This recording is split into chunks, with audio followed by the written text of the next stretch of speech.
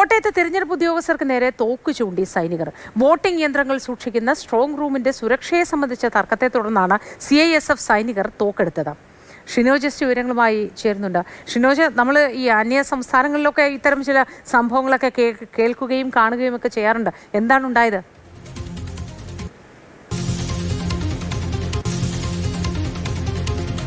മോദി, വൈക്കം മണ്ഡലത്തിലെ വോട്ടിംഗ് മെഷീനുകൾ സൂക്ഷിക്കുന്ന കോട്ടയം ബസേലിയസ് കോളേജിൽ ഇന്നലെ ഉച്ചയ്ക്കാണ് ഈ സംഭവം നടക്കുന്നത്.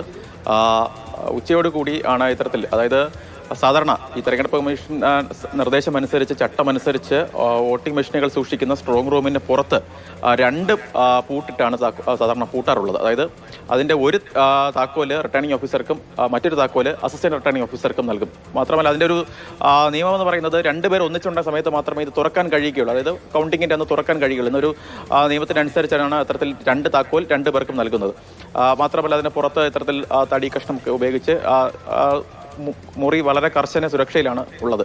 പക്ഷേ കേന്ദ്ര നിരീക്ഷകനായിട്ടുള്ള രഞ്ജൻ കുമാർ സിൻഹ പറഞ്ഞത് ബംഗാളിലും അസമിലും ഒന്നും സാധാരണ ഇത്തരത്തിൽ അല്ല കാര്യങ്ങളൊക്കെ നടക്കുന്നത്.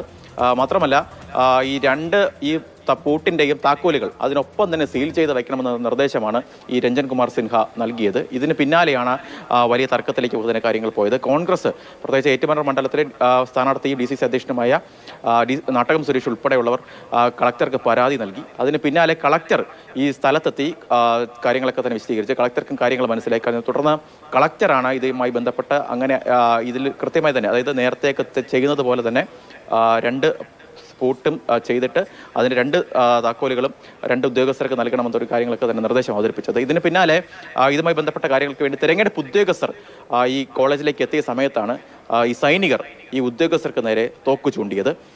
ഇതുമായി ബന്ധപ്പെട്ട ചെറിയ സംഘർഷമൊക്കെ തന്നെ അവിടെ ഉണ്ടായി. എന്തായാലും കളക്ടറും ഒപ്പം തന്നെ ഈ കേന്ദ്ര നിരീക്ഷണമൊക്കെ തന്നെ ഇടപെട്ട് കാര്യങ്ങൾ പരിഹരിച്ചിട്ടുണ്ട്. എന്തായാലും പലയിടങ്ങളിലും ഇതുമായി ബന്ധപ്പെട്ട ചില തർക്കങ്ങൾ ഉണ്ട് എന്ന് കോൺഗ്രസ് പരാതി നൽകിയിട്ടുണ്ട്. അതിനാൽ തന്നെ മറ്റ് ജില്ലയിലെ സ്ട്രോങ് റൂമുകളും ഒക്കെ തന്നെ കളക്ടർ അതിനുശേഷം പരിശോധിക്കുകയും ചെയ്തിട്ടുണ്ട്. ശരി, വിവരങ്ങൾ നൽകിയത് ഷിനോജ് എസ്. തർക്കങ്ങളുണ്ടാവും, പ്രശ്നങ്ങളുണ്ടാവും, അതൊക്കെ സ്വാഭാവികം. തോക്ക് ചൂണ്ടുക എന്നൊക്കെ പറയുമ്പോൾ അത് നമ്മുടെ നാട്ടിൽ, നമ്മുടെ ഈ കൊച്ചു കേരളത്തിൽ അല്ലേ, അത് കേൾക്കുമ്പോൾ ഒരു ചെറിയ ഞെട്ടൽ ഉണ്ടാവുന്നുണ്ട്. അതാണ് ഞാൻ പറഞ്ഞത്. നമ്മൾ അന്യസംസ്ഥാനത്തിൽ സംഘർഷഭരിതമായ ചില സാഹചര്യങ്ങളുള്ള ഇടങ്ങളിലൊക്കെ ഇത് പൊതുവെ കേൾക്കാറുണ്ട്. എങ്കിലും കേരളത്തിലാവുമ്പോൾ ഒരു ചെറിയ ഞെട്ടൽ ഉണ്ടാവും.